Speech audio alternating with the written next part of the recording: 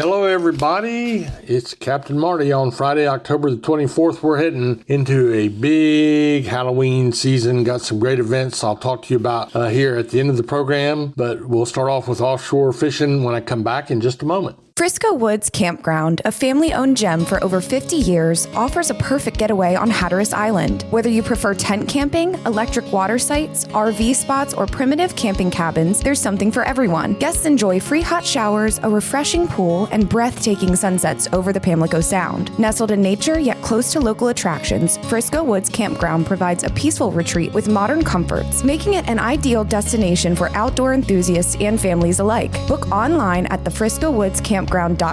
Frisco Woods Campground, 50 years of memory making on Hatteras Island. It's the 6th annual Harborween at Wanchese Marina on Saturday, October 25th from 4 to 7 p.m.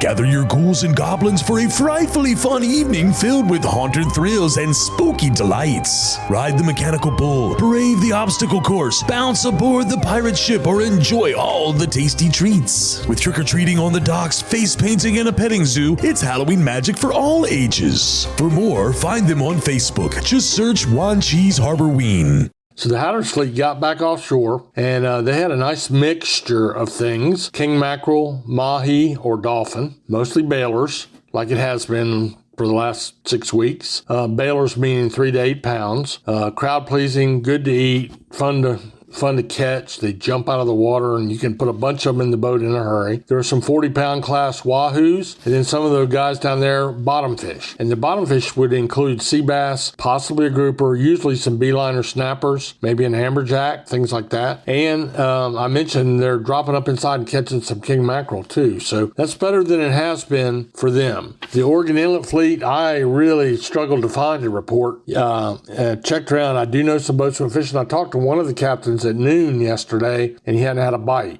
So what I saw was just some scrappy catches. If you're lucky, you caught some dolphin or mahi, but mostly it was a small fleet, and they had picky fishing. I do know that around the inlet there was a good bite on some bluefish, some small bluefish. That's maybe should be put in the backcountry report, but inside and outside of the Bass Night Bridge was a pretty good bluefish bite. As far as pier fishing goes, there's the same old, but it's a good same old. Most of the piers are picking away at some big drum. I know Rodanthe Pier had one that was 50 inches. That's a nice one. And they also had a real good bite on sea mullet yesterday.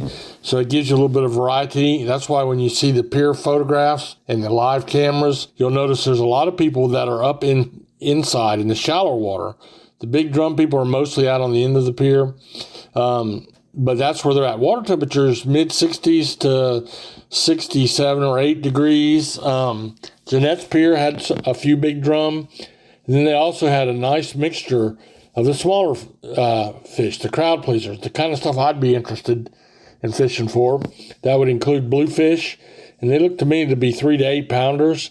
They had some spot, which we haven't been talking about much this fall, some speckled trout, and some sea mullet. So not bad. That gives you one pier north of Oregon Inlet and one pier south of Oregon Inlet, but they're pretty representative of what's going on. All the piers are still open. Things have settled down a little bit, and we'll see what the day brings today. Hopefully that mixed small species bite will keep going because it's going in the surf as well. Good sea mullet bite in Buxton yesterday. They also continue to round out those catches with some blues. There's some scattered red drum around. Of course, we also have the North Carolina Beach Buggy Association tournament going on right now. So a lot of people fishing, a lot of people in the area. South of Buxton, a good bite on sea mullet and bluefish.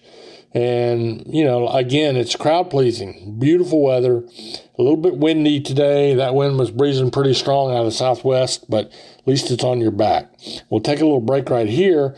When I come back, I'll tell you about the backcountry, and I'll tell you about the events that are coming up for the weekend.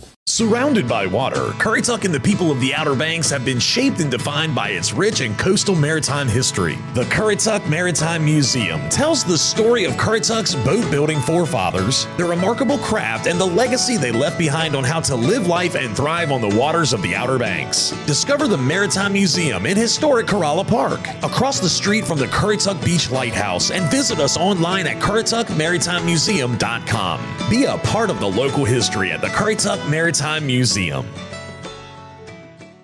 So we do have a little bit of activity going on back in the Sound. Joey Van Dyke, who I've known for a long time, on the I can't say the name of his boat, the Finingence, whatever, backcountry boat. Good day. A lot of variety, bluefish, red drum, sheephead, sea bass. And all in all, he had a great day for his charter. And that's a little bit representative. Nice mix in the Sound. Over on the Western Sound, the bite is almost, it's really good speckled trout fishing. And the big drum bite is slowed way down. Or maybe it's just that people aren't putting the time in on it. People go nuts over speckled trout. I never understood that, but at least you can keep a few of them. And that's what's going on. The Longshore area, Paynes Bay, I'm seeing a little bit more of the ditch bank fishermen there. It just tells me the fish are back into that area. Those estuaries are a great place to fish, and the wade fishing is really good this time of year as well. I touch on that just about every day, but north end of Roanoke Island is really a good spot to give it a try. And then you can also work your way all the way down Hatteras Island on the back side, the western side. You'd had the wind right in your face yesterday, but there's just somewhere to go every day on the Outer Banks. Keep in mind, if you're down in Oregon Inlet fishing and the bar has had a lot of sea on it, and if you're going to go under the Bass Knife Bridge with any kind of a boat, you need to have a good anchor line, good chain, float plan filed, life jackets where you can get to them. That water can be 60 or 70 feet deep in some of those holes outside the bridge. And if you're got a single engine boat, it breaks down on an outgoing tide, you could be in serious trouble. So make sure you're prepared, know what you're doing, and let someone know when you're expected back. And that's about it. The events I was going to tell you about, our sponsor, Hatteras Harbor, our sponsor, Wanchese Harbor, Wanchese Marina. Wanchese Marina is having their Harborween. That'll be tomorrow from 4 to 7, and they got a list of things. Go to their Facebook page, go to Wanchese Marina to the Facebook page, and look at all the stuff they're going to have going on there. But their boats will be decorated, people be in costume, you can trick or treat right at the marina. And so that's a good one. Also, we have Oregon Inlet doing the same thing. They're having their deal, the Ships and Suites deal. Theirs is on Sunday, beginning at 5:30. So they begin at 5:30 on Sunday. Harborween at Wanchese Marina begins on Saturday from 4 to 7. So go out there and take the kids, have fun. Really fun way to spend the weekend, and I hope you have a great time doing it. Have a great day tomorrow. Good fishing, and may the good Lord bless you.